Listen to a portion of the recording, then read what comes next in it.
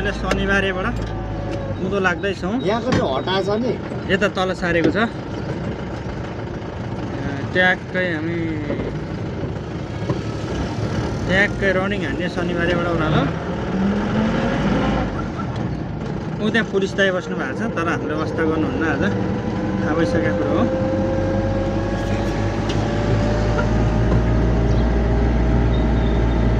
अहिले ठ्याक्कै ओह्रालो लाग्दैछौँ हामी। बजार छिरी गयौँ। अब हलिँदा तोक्नै पऱ्यो होइन ओह्रालोमा। अब यहाँबाट हामी पलाटातिर स्वाट मोड्छौँ हो। बाटो त राम्रै रहेछ, यता पनि पिच ढलाइ गरेर चक्क पारेर। यो काठमाडौँ जाने हाइलेक्स हो, यहाँबाट लाग्छ काठमाडौँ।